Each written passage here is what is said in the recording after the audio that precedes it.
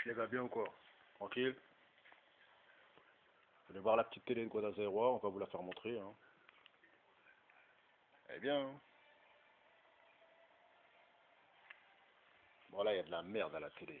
C'est nul. Bon, salam alaikum à tous les musulmans et que Jésus-Christ soit avec vous pour tous les chrétiens. Zba. Bon, mes frères et sœurs, j'ai un petit message pour vous aujourd'hui. Donc voilà, hein, comme chaque soir.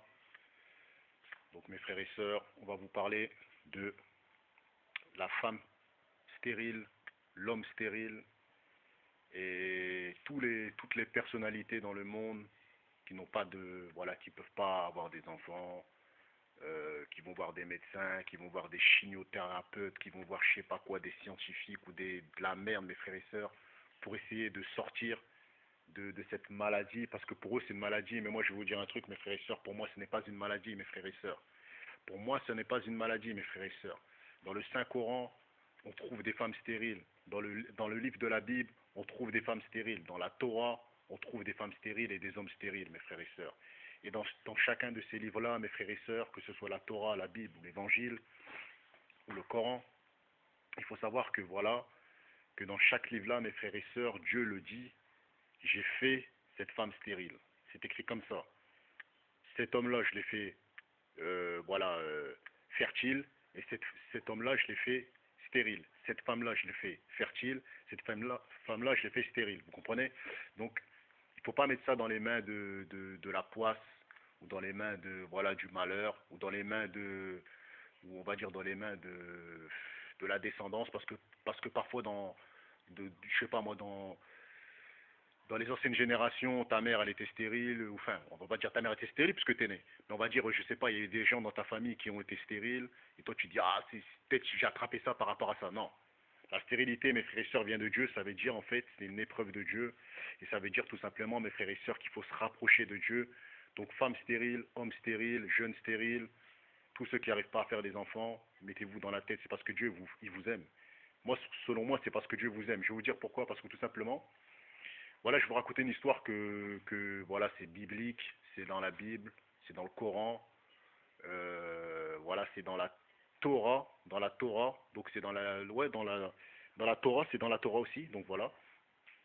Donc c'est une histoire, mes frères et sœurs, que j'ai lu ça il y a un certain nombre d'années, donc je peux faire des erreurs, mais bon, normalement vous allez comprendre. Donc voilà, il y a un certain moment, mes frères et sœurs, dans le temps, où il y avait un homme qui s'appelait Elkana, donc c'est un juif, hein, c'est un israélien, qui s'appelait Elkana. Donc il avait deux femmes, mes frères et sœurs. Il avait une femme qui s'appelait Pénina et une femme qui s'appelait Anne. Vous comprenez? Donc Pénina, il avait fait que Pénina, mes frères et sœurs, elle était, voilà, elle était fertile. Il a eu beaucoup d'enfants avec Pénina. Et Dieu, il a dit clairement voilà, que Anne, elle est stérile. Vous comprenez? Elle est stérile, elle sera stérile. Mais Dieu l'aimait beaucoup, Anne, mes frères et sœurs. Et Anne, mes frères et sœurs, vu qu'à l'époque, quand vous avez plusieurs femmes dans un foyer, vous vivez dans le même foyer, donc celle qui avait des enfants, eh ben, elle était énervée. Non, celle qui avait des enfants, elle se moquait de celle qui n'avait pas d'enfants, qui s'appelait Anne. Donc Pénina se foutait de la gueule de Anne, vous comprenez? Elle se moquait d'elle, voilà, donc elle lui cherchait les problèmes et tout ça et tout. C'était une rageuse. Pourtant, elle avait des enfants. Et je vais vous dire pourquoi. Parce que tout simplement, mes frères et sœurs, Elkana, comme vous le savez, voilà, à l'époque, même au jour d'aujourd'hui, ça existe encore. La preuve en est, il y a l'Aïd, il y a la fête de l'Aïd, donc voilà. Donc Elkana, il passait son temps à aller sacrifier des bêtes bah, pour manger, parce qu'à l'époque, ils n'avaient pas d'argent. Donc eux, ils avaient des moutons, ils avaient des bœufs, ils avaient plein de trucs. Vous comprenez, plein d'animaux. Et donc, mais par contre, les animaux, ils les sacrifiaient au nom de Dieu. Vous comprenez? Donc au jour d'aujourd'hui, ça continue. Le travail, ça continue. Et pour l'Aïd, les gens continuent, tout ça et tout. Donc voilà. Donc, ils sacrifiaient des bêtes.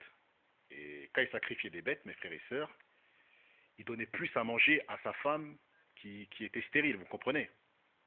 Donc, qui était stérile. Et lorsqu'il allait sacrifier des bêtes, c'était pas lui qui coupait la bête, c'était un homme qui s'appelait Élie. Donc, c'était un Israélien aussi, c'était un prophète aussi, tout. Donc voilà, c'est un sacrificateur prophète. Donc, cet homme-là, mes frères et sœurs, en fait,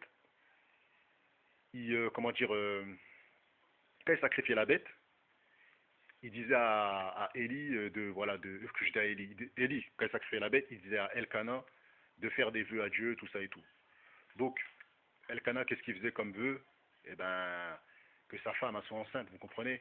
Mais Dieu ne l'écoutait pas parce que c'était pas, fallait que ça vienne de sa femme, vous comprenez? Il avait rendu sa femme stérile, donc fallait que ça vienne de sa femme. Donc, sa femme, comme elle avait la foi, elle croyait en Dieu, contrairement à Pénina qui croyait en Dieu mais qui cherchait un peu la merde par jalousie, tout ça et tout. Donc, elle se rendait souvent aussi à aller voir le sacrificateur qui s'appelait Élie pour aller prier. Elle, c'est juste, elle allait juste pour prier, vous comprenez? Dans la maison où on coupait les bêtes et tout ça et tout. On servait, on faisait des offrandes à Dieu. Donc elle demandait à Dieu de voilà de lui donner un garçon et tout ça et tout. Donc voilà, hein, donc voilà. Et puis après mes frères et sœurs, elle a tellement prié, prié que Dieu, mes frères et sœurs, dans les mois à venir, mes frères et sœurs, elle a eu un garçon. Donc elle n'était plus stérile. Donc la prière, mes frères et sœurs, a fait en sorte que Dieu a regardé son cœur et sa foi et lui a donné un enfant. Vous comprenez? Donc tout homme stérile, toute femme stérile. Donc au jour d'aujourd'hui, je sais que voilà, il y a des gens, ils pensent que les sacrifices, c'est pas bien. Moi, je vais vous dire la vérité. Ben, après, je suis pas là pour parler de ma vie privée, mais au jour d'aujourd'hui, on peut continuer à faire des sacrifices pour Dieu. Il y en a même des chétans malheureusement qui coupent des bêtes au nom du diable, vous comprenez, et après ils ont le succès. Mais on peut continuer à le faire, mais il faut le faire dans de bonnes conditions. Aujourd'hui, tu ne vas pas trouver un sacrificateur, je comprends. Moi, j'essaie de prendre exemple sur ces gens-là, vous comprenez. J'essaie de prendre exemple sur les mecs comme Elkana, comme j'ai parlé, des hommes comme Abraham, des hommes comme Moïse. Mais en même temps, mes frères et sœurs, on est jeunes, on fait un peu des conneries, vous comprenez. Mais en tout cas, dans l'histoire j'ai voulu vous raconter, c'est que voilà, c'est que par rapport au sacrifice de Elkana, par rapport aux prières de sa femme qui était stérile, eh ben, ils ont eu un enfant et au jour d'aujourd'hui, malheureusement, les gens vont prendre des traitements, vont prendre de la merde en pensant que ça va s'arranger avec ça. Mais sans la prière, frère, tu seras stérile toute ta vie. Sans la prière, femme, tu seras stérile toute ta vie. Sans la prière, mec, tu seras stérile toute ta vie. Donc voilà, donc le seul moyen, c'est les sacrifices envers Dieu. C'est voilà, c'est soit égorger des moutons pour Dieu et faire des prières, ou soit tout simplement te rendre dans une mosquée ou te rendre dans des endroits et faire des prières. Mais crois pas que tu vas te régler avec des médicaments. Donc voilà pourquoi j'avais fait une vidéo à l'époque, il y a un mois à peu près, où je disais Dieu doit être ton médicament. Et bien ça, c'en est une preuve, mes frères et sœurs, avec la femme qui s'appelait Anne, qui n'a pas pu, mes frères et sœurs, avoir d'enfants jusqu'à ce qu'elle puisse faire la prière, que Dieu entende sa prière. Et à ce moment-là, elle a eu un enfant, mes frères et sœurs. Donc voilà la vidéo que je voulais faire passer.